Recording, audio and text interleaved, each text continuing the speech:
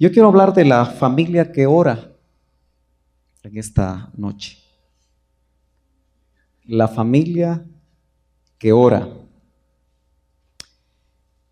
Y vamos a leer desde el capítulo 3, verso 1.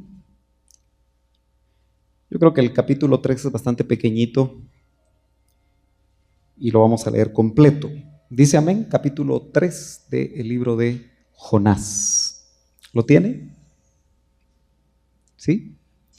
Amén. Dice: vino palabra de Jehová por segunda vez a Jonás diciendo: levántate y ve a Nínive, aquella gran ciudad, y proclama en ella el mensaje que yo te diré.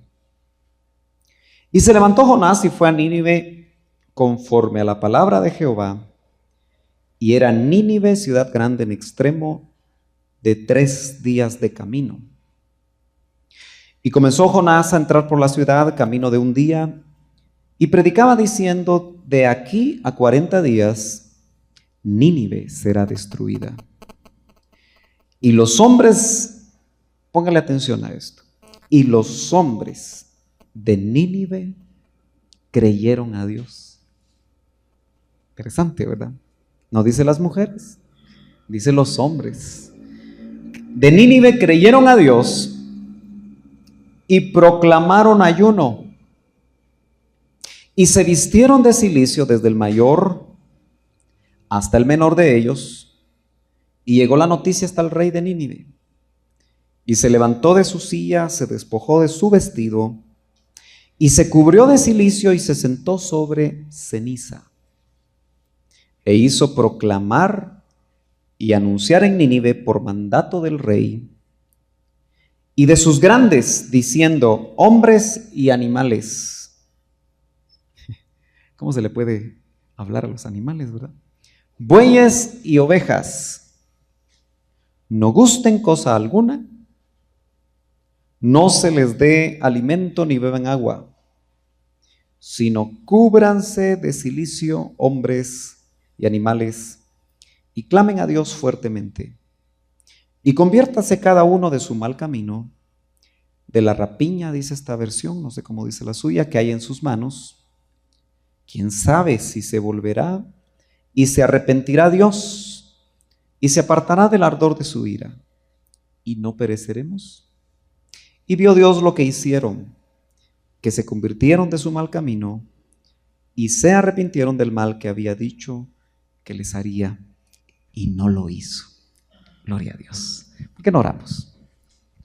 Padre, en esta noche yo te alabo, te doy gracias, Señor, porque tú nos permites estar aquí. Gracias, Señor, porque podemos levantar nuestras manos y alabarte. Gracias porque tenemos manos, porque tenemos pies, porque estamos completos, porque en tu misericordia, Señor, tú nos has guardado. Y podemos, Señor, venir y levantar delante de ti nuestras manos en gratitud. Gracias por tu presencia en este lugar. Gracias, Señor, porque sabemos que tú tienes siempre una palabra que puede bendecir nuestras vidas, bendecir a nuestros hijos y bendecir nuestras familias. Te pido, Señor, que nuestros corazones estén abiertos a tu voz. Que todo estorbo en nuestras mentes, en nuestros corazones sea quitado, Señor, para que tu palabra encuentre acomodo en nosotros para dar fruto a 100%. Bendice, Señor, las familias que no están acá. Tú sabes, algunos andan viajando, otros están en diferentes actividades, algunos se están preparando para una operación el día de mañana. Oramos por la hermana Erika, Señor, que tú pongas tu mano de sanidad. Tú en esta noche puedes operarla, Señor. Tú conoces, Señor, los órganos en su cuerpo que necesitan un toque de tu mano. Una vez más confesamos que tú eres sanador y que tú puedes llegar, Señor, ahí a su cuerpo, quitar toda preocupación, quitar, Señor, toda enfermedad. Tú lo puedes hacer. Pero si escoges el camino, Señor, de los médicos, yo te pido que tú les des sabiduría, que tú les des entendimiento, que les des destreza a los cirujanos, al anestesista, y que tú, Señor, estés guardándola, ministrándole paz. Obra conforme a tu plan. Bendice a Carlos, a sus hijas, a sus hijos, para que ellos tomen paz. Así te pedimos, Señor, por la restauración de la hermana Esperanza también. Te pedimos que sea completa, para que de esa manera, Padre, puedan estar nuevamente en el seno de esta congregación.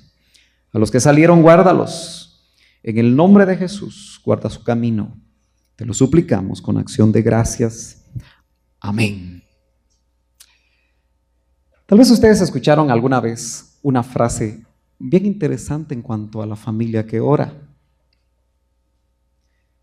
Y esa frase decía: familia que ora unida se mantiene unida. ¿Alguno de ustedes la escuchó alguna vez?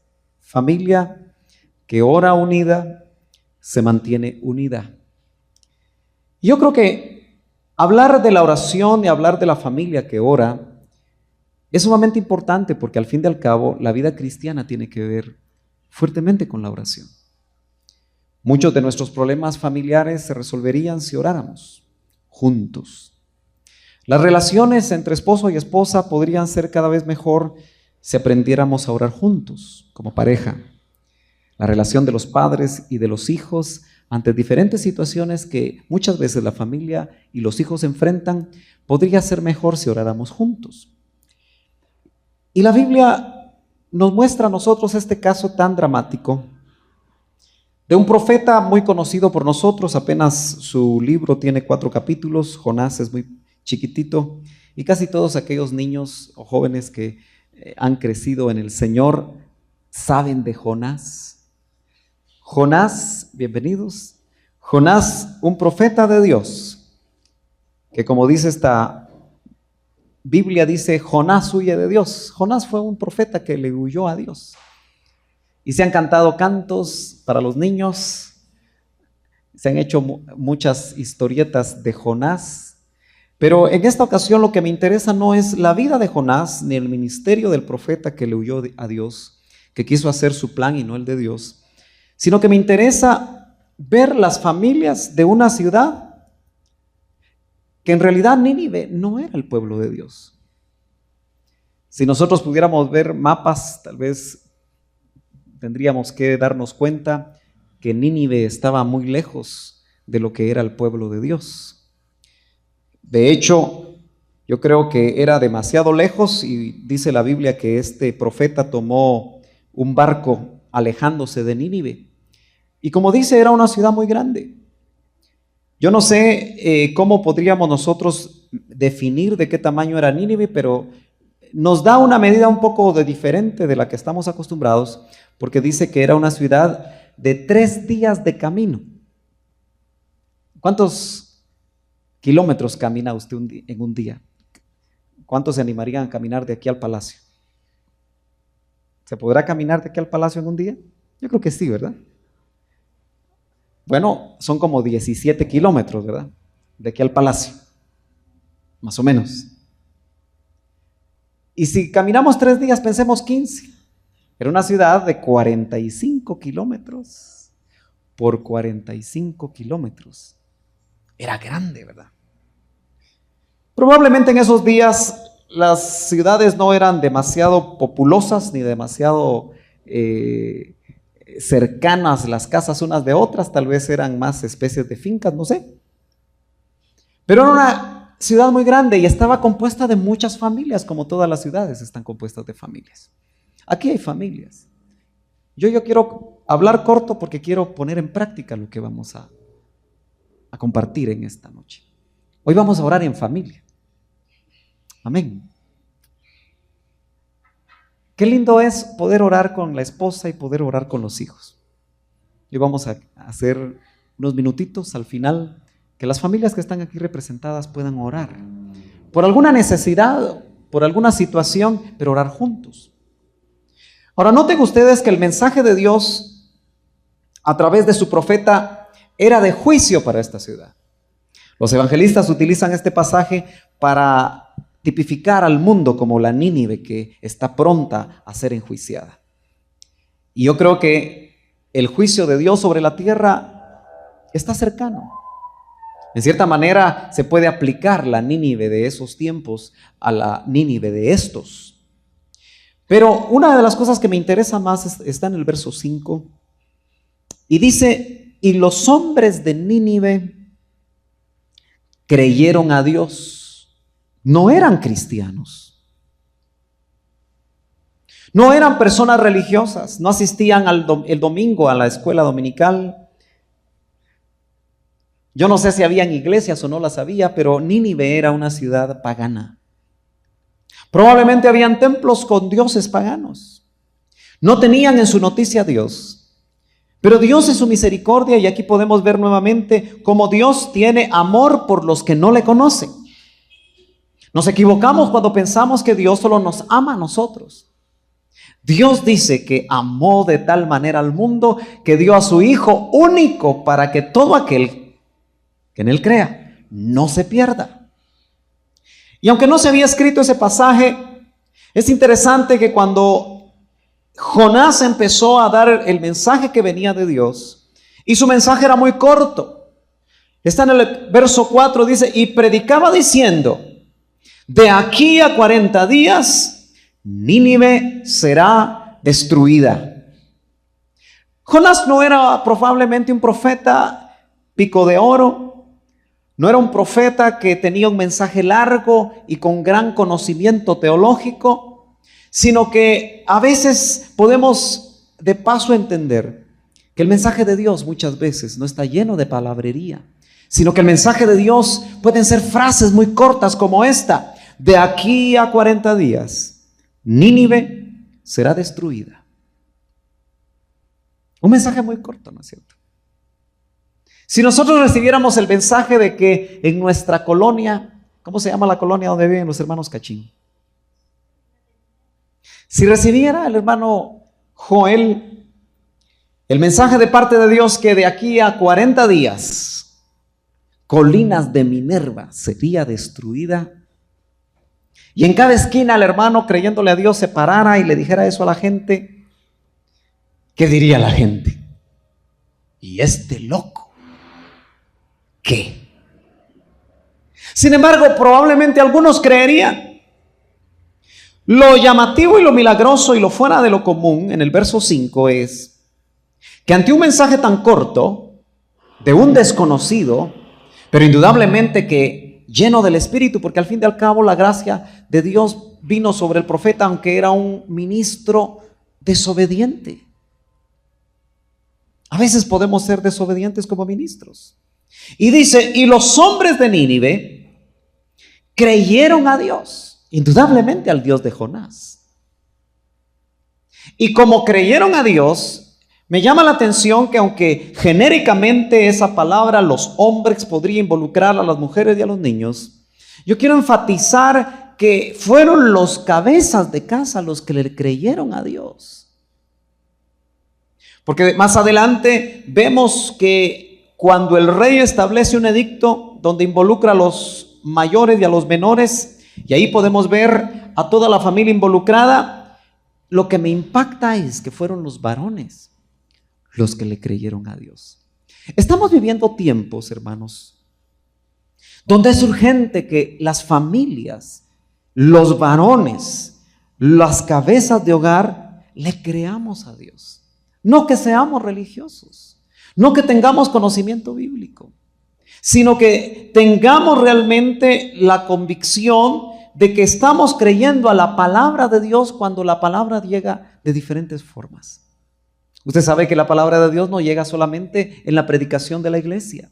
La palabra de Dios no llega exclusivamente oyendo la radio, donde podemos escuchar predicadores. La palabra de Dios no llega exclusivamente por la televisión o por los medios, sino que la palabra de Dios puede llegarte cuando tú abres la Biblia, cuando tú le buscas, cuando tú oras, cuando tú buscas la presencia de Dios.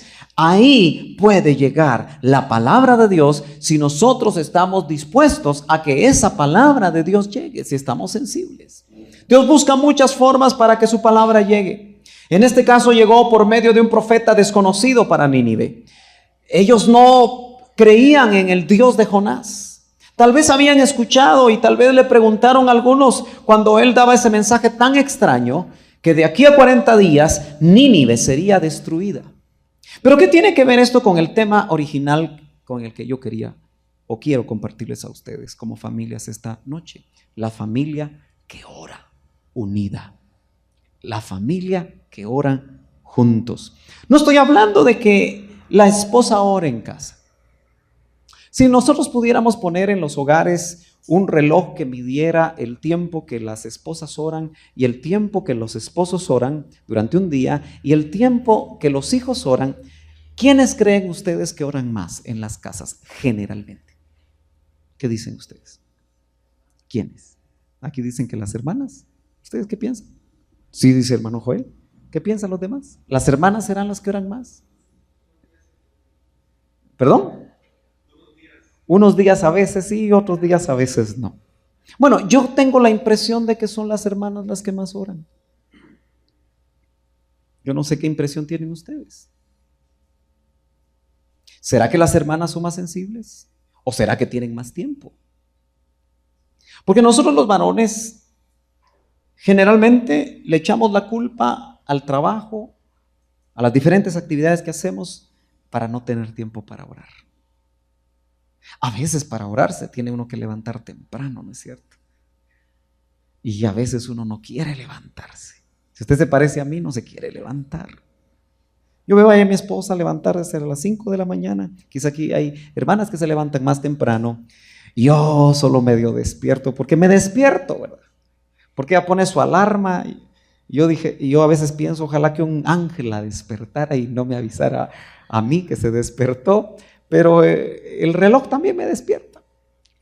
Pero veo que se levanta y va a hacer lo que tiene que hacer para llevar a una de mis hijas al bus.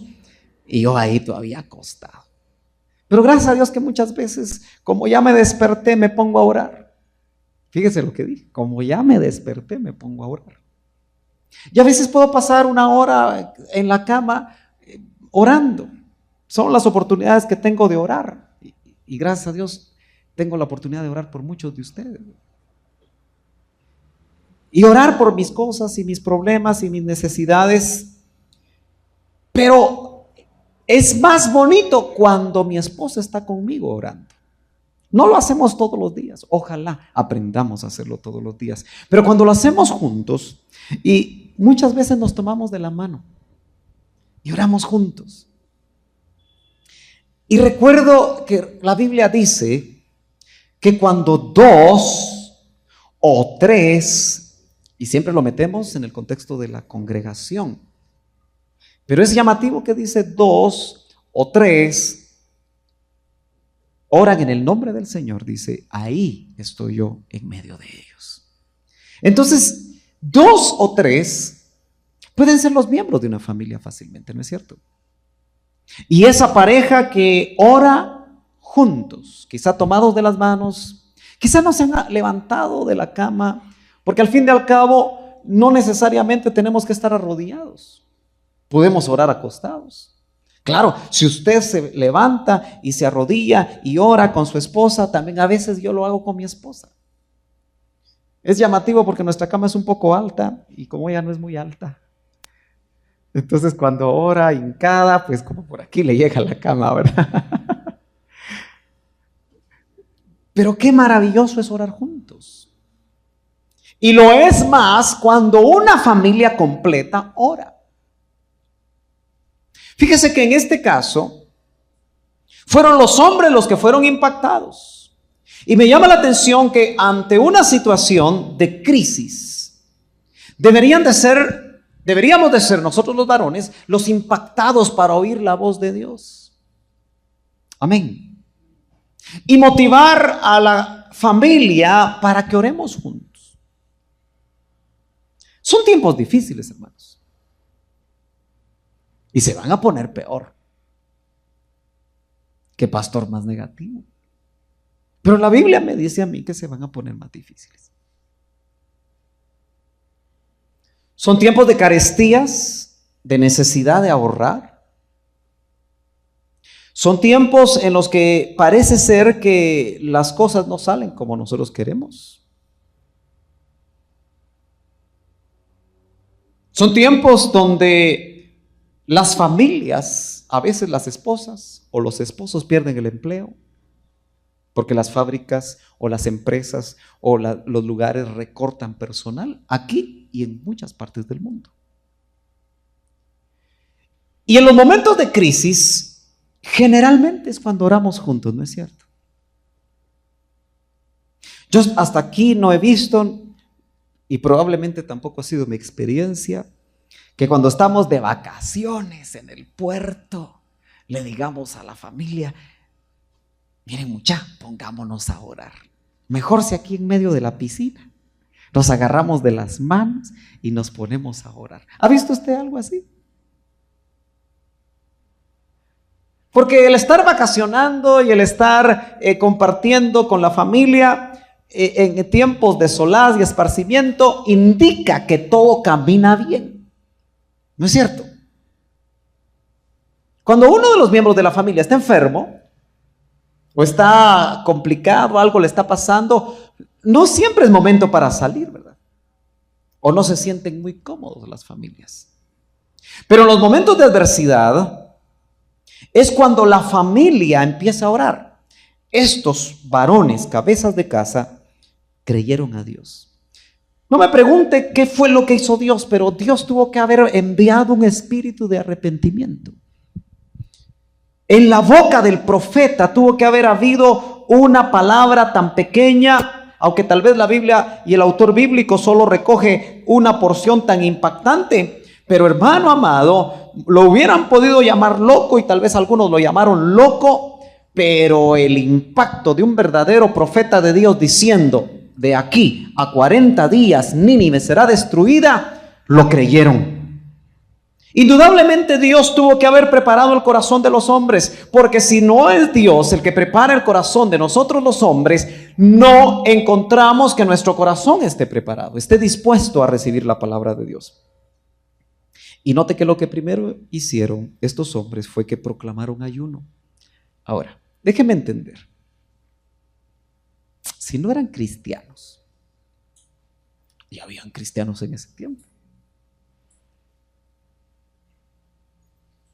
Bueno, si no creían en Dios, pues ¿para qué no nos peleemos? En el Dios verdadero, en el Dios de Israel, en el Dios de Jonás.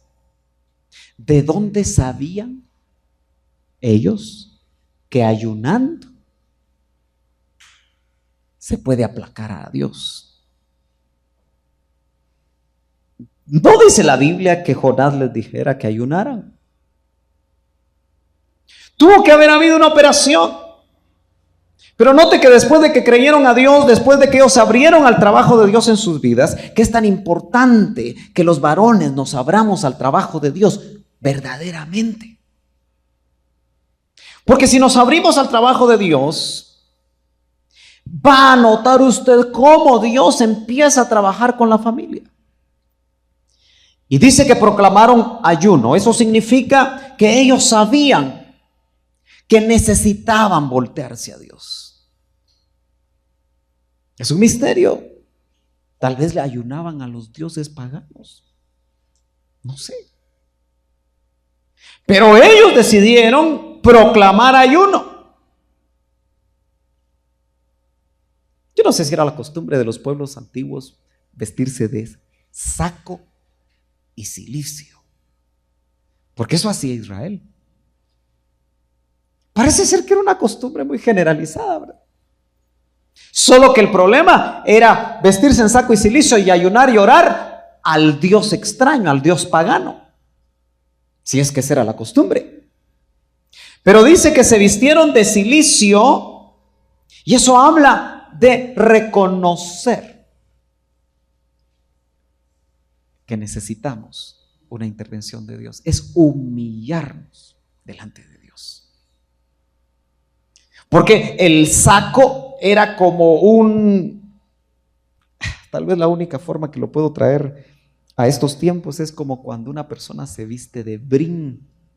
¿Sabe lo que es el brin? ¿Le gustaría su vestido de brin a usted, hermano? Raya el brin, ¿verdad? Es áspero. ¿Sí? ¿Sí? Antes, muchos años antes, en las aldeas, me parece, o en las fincas, más en las fincas, yo creo que de brin se hacían, aquellos peones hacían su ropa de brin. ¿Ya se imagina usted cómo les raspaba? Es como que algo así era el saco. Era vestirse con ropas ya no ostentosas. Y como que el cilicio tenía que ver como tiznarse, ¿verdad? Algo así. Pero esto era como humillarse delante de Dios, reconocer que necesitaban el auxilio de Dios. Pero note que dice que esto lo hicieron porque los hombres, las cabezas de las familias, le creyeron a Dios. Dice que lo hicieron desde el mayor, y el mayor es la cabeza en esos tiempos, ¿no es cierto?, hasta el menor.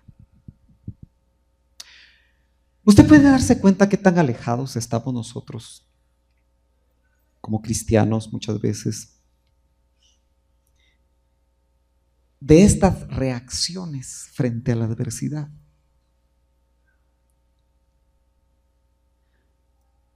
Porque si en una congregación cualquiera se proclama ayuno, ¿quiénes llegan? Seamos sinceros, ¿quiénes llegan? Aquí hasta dejamos de hacer ayunos. ¿Se dio cuenta usted que dejamos de hacer ayunos? Es tiempo que volvamos, ¿verdad? ¿Irá a venir? Pero las reuniones de ayuno, ¿verdad que no vienen los jóvenes? ¿Ni los niños? ¿Verdad que no? No es atractivo. A veces apenas viene el esposo o la esposa. Y generalmente hemos creído que los ayunos son para exclusivamente cuando hay necesidades. Y uno como ministro llega a la conclusión, quizá para consolarse, que la gente no viene. Bueno, que venga el que tenga necesidad. Y en cierta manera está bien. Pero note aquí que el trabajo de Dios involucró a toda la familia. ¿Me acepta usted que cuando dice del mayor hasta el menor se está refiriendo al núcleo familiar? Porque el menor son los chiquitos, el mayor era el padre. Porque también podemos entender que el mayor era el rey, pero fíjese que todavía no se había involucrado el rey. Una cosa interesante aquí es que primero fueron las familias las tocadas, primero a través de los hombres. Porque los hombres deben haber ido a hablar con sus esposas. Y las esposas y los padres deben haber hablado con los hijos. Por eso es tan importante que lo primero que pase en una familia sea que Dios toque al padre. Por eso, una estrategia de evangelismo, cuando uno va a una casa y uno va a evangelizar, uno debe de preguntar por el esposo, por la cabeza. Es el más difícil. Es el que nos puede sacar corriendo. Es el complicado. Uno preferiría hablar con la esposa o con algún hijo, ¿no es cierto? Póngase a pensar usted que va a tocar una casa desconocida y sale la esposa. Y uno pregunta, ¿está su esposo? ¿Por qué? Porque es estratégico. Porque si el esposo oye y el Señor lo toca, o mejor dicho, se deja tocar, porque Dios siempre quiere tocar, y se convierte, esa familia ya está ganada. Aunque tome tiempo. Pero como los esposos siempre están ocupados y son buenos para escabullirse, como piensan que quien está tocando la puerta es el cobrador, le dicen siempre a la esposa, anda tu mija y decirle que venga la otra semana. Y entonces, generalmente se evangeliza a las mujeres. Ellas se convierten y después viene el Vía Crucis. Porque el don no hay manera que quiera. Busca una y otra y otra y otra excusa. Por eso es estratégico. Ahora, Dios, que es el más grande evangelista, porque realmente Nínive había que evangelizarla. Dios tenía un juicio sobre Nínive. Y lo que me impacta a mí en el verso 5 es que los hombres de Nínive creyeron a Dios y buscaron la presencia de Dios en ayuno, saco y cilicio, buscaron de la presencia de Dios. Pero yo quiero entender que lo hicieron en familias. O no sé, no dice la Biblia si se reunieron en una plaza, si buscaron el local más grande del lugar, pero déjeme pensar que las familias se vieron necesitadas todas, desde el mayor hasta el menor, en buscar a Dios, en orar juntos. ¿Cuánto hace que no oramos juntos con nuestros hijos? No que ore usted, probablemente usted ora todos los días, usted que es adulto. Pero aquí hay jovencitos, aquí hay niños. ¿Cuánto hace que no oramos? Que no apagamos la tele y le decimos a la familia, oremos juntos. ¿Hay necesidades económicas aquí en estas familias? ¿Hay necesidades económicas? Sí, es verdad que hay. En mi casa hay necesidades económicas. Cuando hay necesidad económica, hay que juntar a la familia, hay que decirle, miren, tenemos estos y estos. Si son grandes, hay que explicarles. Y luego, oremos juntos, aunque sea 5 minutos. Porque sucede algo que hoy le dan su palabrita mera famosa. Es bíblica, solo que es más fácil visualizarla en el original. La famosa sinergia. ¿Ha oído usted esa palabrita hoy? Y se encuentra en los originales. Y no es más que el efecto que se produce cuando dos hacen algo juntos, sea orar, sea alabar, sea buscar la presencia de Dios. De hecho, aquí hay sinergia, porque juntos estamos buscando a Dios. Amén. Pero cuando una familia ora juntos, unidos, indudablemente ese grupo familiar produce algo más poderoso en las esferas celestes que solo el papá o la mamá oren. Y eso es algo que tenemos que enseñarle a nuestros hijos. Mire qué bonito es cuando están chiquitos, ¿verdad? ¿Cuántos aquí de los papás quisiéramos que nuestros hijos no crecieran? Yo hubiera deseado que mis hijas no crecieran, que sean así chiquititas, tomando su pachota. Porque qué bonito es tener los puros pollitos, ¿verdad? Con mi esposa nos recordamos cuando se ponían aquellas pachamitas de una sola pieza, ¿verdad? Qué bonitos, cerca, porque uno los quiere tener cerca. Pero cuando crecen, ¿se ha dado cuenta que ya no quieren andar con uno? Mucho menos van a orar con uno. Cuando están chiquitos, usted se ha dado cuenta que oran, hasta le dicen, papito, oremos. ¿Sí o no? ¿Lo vivió usted?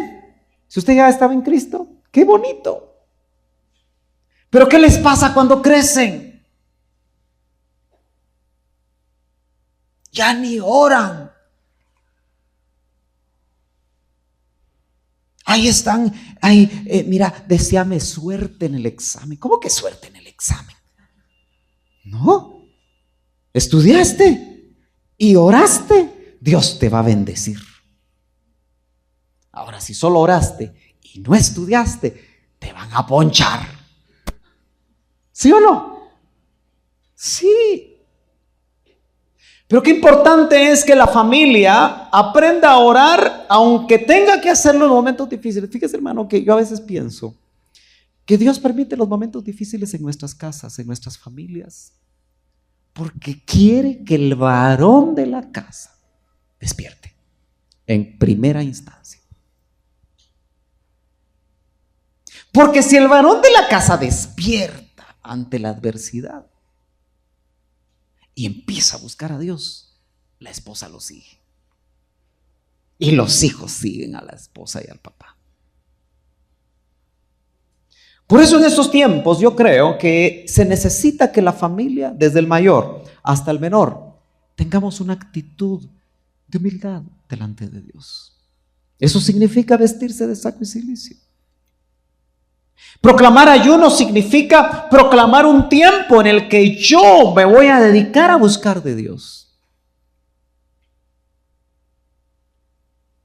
Hoy que nos reunimos los viernes, qué bonito sería una vez extendernos en una media vigilia. Tampoco lo hemos hecho.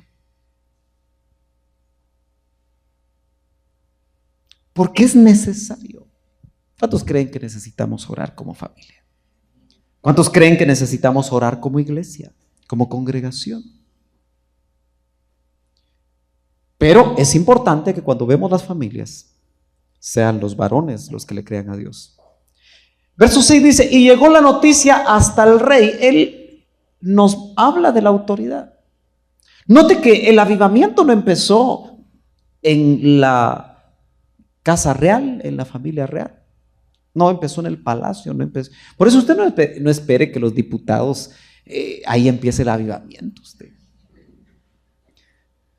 Ahí solo va a seguir lo que usted ve en las noticias. Pero fue en las casas, fueron los súbditos los que le creyeron a Dios. Pero la noticia, yo diría que el impacto fue tan grande que llegó la noticia al rey y se levantó de su silla, dice. Se despojó de su vestido, que era real, y se cubrió de cilicio. Y se sentó, aquí literalmente dice, sobre ceniza. Era una manera de demostrar que había luto, que había arrepentimiento.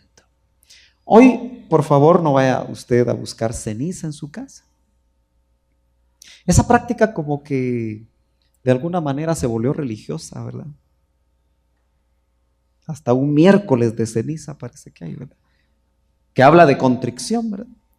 Y ahí van los devotos a que les hagan una su cruz en la frente. No estamos criticando la costumbre, no estamos criticando a una práctica, pero ¿será que esa cenicita realmente en la frente va a mostrar un verdadero arrepentimiento? Qué bueno que lo mostrara, ¿verdad?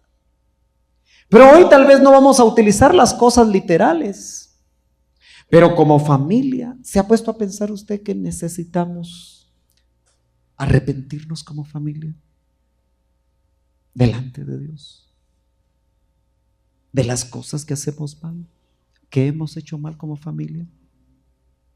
¿No cree usted que cuando un miembro de la familia cae en pecado es necesario que la familia se arrepienta juntamente con ese miembro que cayó en pecado delante de Dios y oren juntos y le pidan perdón juntos? ¿No cree usted que eso le agradaría a Dios? El rey hizo proclamar, dice el verso 7, y anunciar en Nínive por mandato de él y sus grandes, diciendo: hombres y animales, ¿cómo puede hacer usted que su vaca no coma? ¿Cómo puede hacer que su chucho, su perro pues, no coma? Qué edicto más raro, ¿verdad? A veces estos versos le traían luces al doctor Ríos, que los animales quizá en otra época y en otro tiempo tal vez tenían otro tipo de sentidos, ¿verdad? Porque también le decían a los animales que si traspasaban el límite en el monte Sinaí que se morían. ¿Y cómo iban a saber los animales que ese era el límite que no tenían que trasladar? Parece un Dios injusto. ¿O será que tenían conciencia? Bueno, eso es para tema de otro tiempo, ¿verdad? En otra ocasión. Pero dice que hombres y animales, bueyes y ovejas, no gusten cosa alguna, no se les dé alimento, ni beban agua. Bueno, este ayuno estaba difícil usted, porque algunos dicen que cuando ayunan pueden tomar agüita, pero aquí ni agüita usted. ¿Lo lee ahí? Y yo no sé cuántos días iban a pasar en ayuno, porque dicen que después de 4 o 5 días uno ya se puede morir porque se deshidrata de no tomar agua. Parece que Dios actuó antes cuando vio el deseo del corazón de estas familias. Porque note que me interesa la familia que ora. Pero no solo ante la adversidad. Qué maravilloso es que sus hijos estén acostumbrados a que cada vez que van a una situación especial, quizá un nuevo trabajo, los papás juntitos le dicen: mija, ¿por qué no le pedimos a Dios que te bendiga? ¿Por qué no le pedimos a Dios que te dé gracia delante de aquellos que van a ser tus patrones? ¿Por qué no le pedimos a Dios que este día Dios te bendiga en tus actividades? Somos tan prácticos que decimos: ¿qué es busa? Se traduce: aquí es inteligente, aquí es lista. Confiamos más en eso, ¿verdad? Pero no son esas condiciones o esas actitudes las que nos van a dar el triunfo, ni que van a permitir que nuestros hijos se desarrollen, sino que nosotros sabemos que es Dios. En el caso de Nínive, fue Dios el que dice al final que se arrepintió del mal que había dicho que les haría.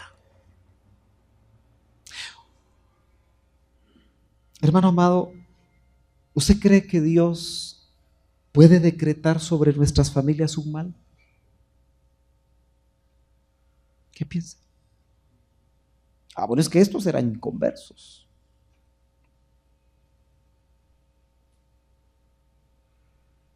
Dice que es necesario que el juicio empiece por la casa.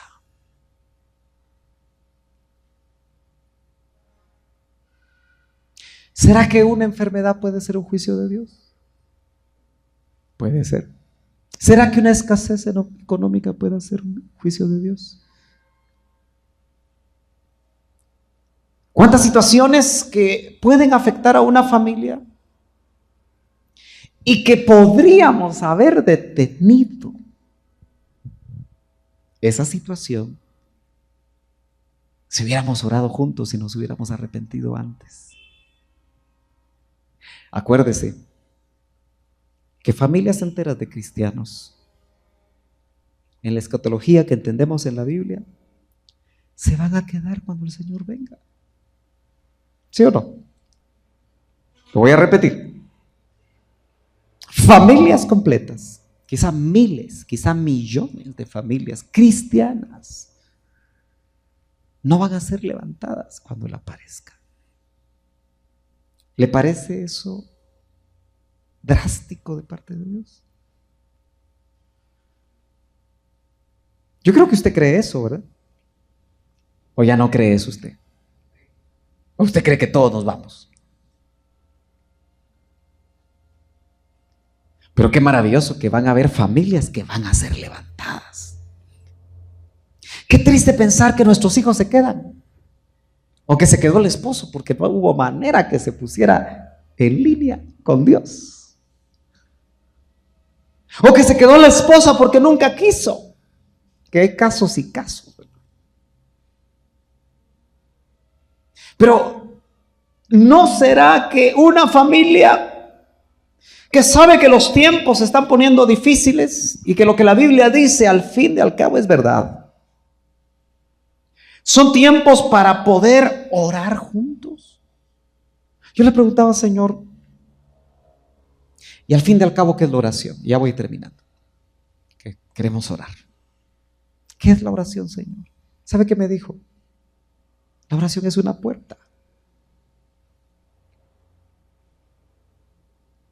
Entre todo lo que es la oración, el Señor me dijo hoy, es una puerta. ¿Y una puerta para qué se necesita? Para pasar de un lugar a otro. Para salir de una situación a otra. Porque la oración, cuando nosotros la hacemos con fe delante de Dios, nos puede cambiar el ambiente de la casa. Nos puede cambiar las situaciones en las que estamos nosotros enfrentados. Orar juntos puede ayudar a que no se tomen decisiones inadecuadas. Me gustó mucho para aquellos que estuvieron lo que la esposa del hermano Otto, la hermana Blanquita, dijo cuando estuvimos en el antiguo templo. No sé si alguno de ustedes fue, creo que Robert fue. Ok, no sé si alguien más fue por acá. Bueno, tengo un testigo. Acuérdense que lo invitamos, usted decidió no ir. Pero cuando se oró por su hijo y se le pidió que subiera al púlpito que tantas veces el doctor usó ahí en el antiguo templo, ella casi nunca le gusta hablar. Es bien difícil que ella suba a un púlpito y hable. Estaba casi lleno el antiguo templo, ¿verdad? Y una de las cosas que me impactó fue que dijo, ministros, dijo, ¿verdad? Así fue. Tú me corregís. Ustedes oran con sus esposas. Y todos nos quedamos así. Oh, oh.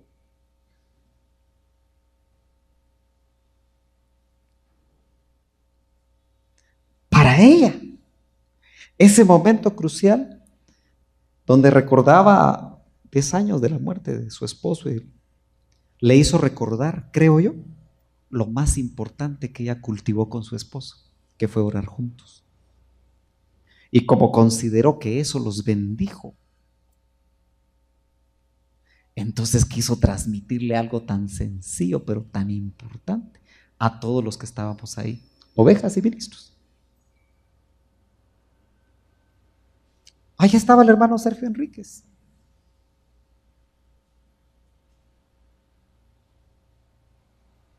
Ahí había ministros muy conocidos. Estaba el hermano Manuel Ávila. Y la pregunta de ella fue, ministros, oran con sus esposas. ¿Qué tan importante será que oremos con nuestras esposas ahí juntitos? En 2 ocasiones lo he dicho, pero lo repito. Tal vez le sirve a usted. Muy especiales en la vida de la familia Ríos. Una familia que tenía que enfrentar también situaciones difíciles. Una de ellas fue que a Otito, que viene aquí a la iglesia, ustedes le pueden preguntar, era buen futbolista, cuando, como dice, estaba más delgado.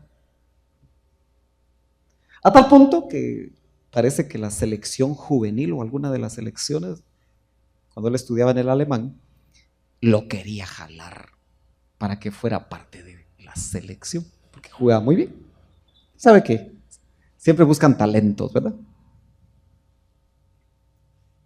Pero ¿cuándo es que se juega fútbol en este país? Como en la mayoría. ¿Qué día? Generalmente los buenos partidos y los partidos importantes se juegan el día domingo. Y como hijo de pastor y un muchacho inquieto en la alabanza, pues indudablemente cuando les dijo, mira papá y mira mamá, me están invitando a que juegue. Y como cuando a un hijo le gusta algo, pues uno deseara que se desarrollara, ¿verdad? Y el deporte no es malo. ¿Verdad que no es malo? No, no es malo el deporte. No me va a sacar usted el pasaje de Timoteo, ¿verdad? El ejercicio físico para nada aprovecha y por eso no hay que hacer deporte. No, eso hay que meterlo en el contexto. Dice que es mejor ejercitarse en la piedad. Dice que el deporte para poco aprovecha. ¿Comparado con qué? Con la piedad. En ese contexto tenemos que entender. Entonces el deporte no es malo, incluso es saludable. Bueno, nos contó una vez allá de a mí, la hermana Blanquita, que no le dijeron nada, fíjense. Es interesante que en las decisiones cruciales de la vida de sus hijos ellos no presionaron. Una de las cosas que yo les aprendí a ellos.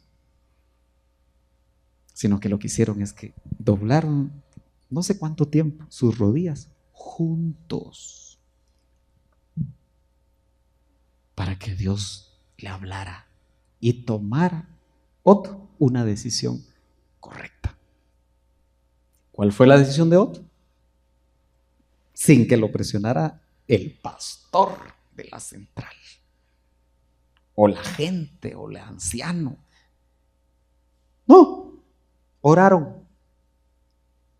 Y él tomó la decisión correcta. Le dio prioridad sobre lo que le gustaba hacer, pero por convicción. Dios actuó en su corazón. Y en otra ocasión se lo querían llevar a Alemania, una beca, 2 años, que era buen estudiante. Y también, cuando un hijo está pequeño, porque usted sabe que aún cuando tengan 20, los mismos psicólogos dicen que están en etapa de adolescencia todavía. Y los consejos que dan los que manejan las conductas es que a los patojos no hay que mandarlos al extranjero hasta que no estén maduros emocionalmente. Por eso una maestría puede ser adecuada fuera del país, pero ya están en 24, 25, 26 años. Están más definidos ellos en su carácter y en sus convicciones. Bueno, había otra vez necesidad y no querían influenciar para que... Porque mire, una de las cosas que como padres debemos nosotros aprender es que nuestros hijos aprendan a tomar sus decisiones, especialmente cuando tienen edad para tomarlas. Y que ellos por propia decisión busquen lo que agrada a Dios. Porque si lo hacen porque nosotros somos muy enojados o somos muy difíciles o estamos continuamente, y todos caemos en eso, de presionar a los hijos. Lo hacen mientras están con nosotros, acuérdese. Y solo están anhelando el día en el que puedan cantar esa estrofa del himno nacional: libre al viento, tu hermosa bandera. Para ser libres. Y ahí, cuando son libres, toman sus decisiones. Mejor si las toman cuando todavía están en el seno del hogar y nosotros en casa intercediendo para que tomen las decisiones correctas. Otra vez, después de orar, Otto se quedó en Guatemala por decisión personal. A veces una decisión puede hacer que un hijo pierda la ruta, ¿no es cierto? Aunque parezca bueno. Pero también qué difícil es cuando uno le dice a un hijo: mira, hijo, no hagas eso porque yo creo que ahí te va a ir mal. ¿Y qué tal si le iba a ir bien? Y nos hacemos nosotros responsables del final de nuestros hijos. Por eso qué importante es orar, ¿verdad? Y tener testimonio. Y que orando juntos podamos recibir testimonio de parte del Señor que Él está haciendo la obra. Por eso, orar en familia es sumamente importante. Yo podría seguir hablando un poquito más, pero creo que yo tengo el sentir. Aquí hay 1, 2, bueno, Roberto y yo, él representa una familia, yo represento una familia. Entonces 1, 2, 3, 4, 5, 6, 7, 8, 9 familias hay acá. ¿Cree usted que podemos aprovechar unos 10 minutos, tal vez 15, en orar juntos? Ustedes como familias, aquí en este recinto, lo vamos a hacer de esta manera. Busquen, el lugar no es muy grande, un lugar. Tal vez aquí ya la familia de Marco está aquí en este. Pero traten de hacer un pequeño círculo entre ustedes. Si el hermano Alfonso quiere